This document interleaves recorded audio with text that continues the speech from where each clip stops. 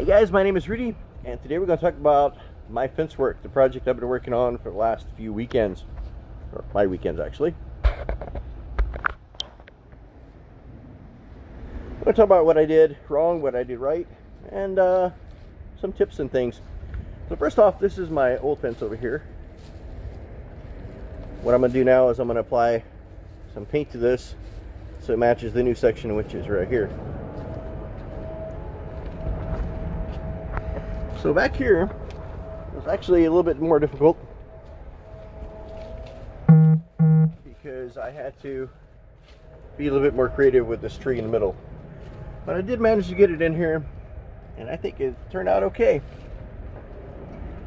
This project, probably by today's rates, would be about over $500, I'm sure, for maintenance and work. It was a little bit more work than I thought it would be, but I have to say that I did this for, I'd say about $250 for the whole thing. Of course, labor was free.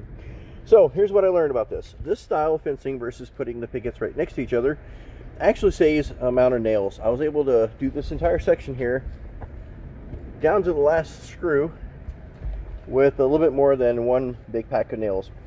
Second is measuring.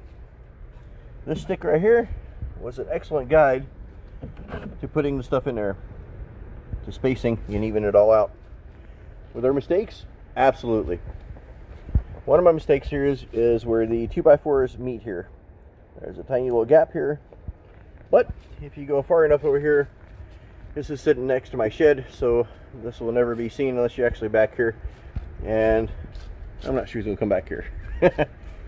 Okay, the other part is, one of the main reasons I do Facebook videos like this is I do them on Facebook first before I post them on YouTube, is to get my friends' opinions. I have friends who are into all kinds of stuff, and I do not know everything and every claim that I do.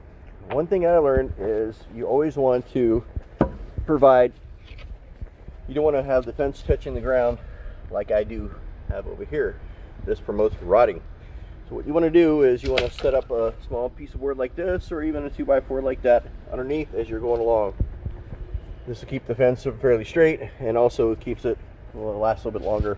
So Kent, thank you so much for your input. I know a couple other guys pointed that out, but I think Kent, you were the first, so I appreciate you.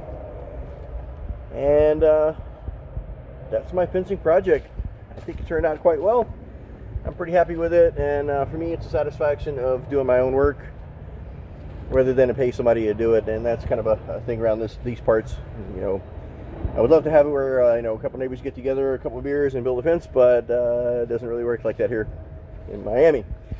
The good part about Miami is this is summer. I'm sorry, this is actually winter. Okay guys, so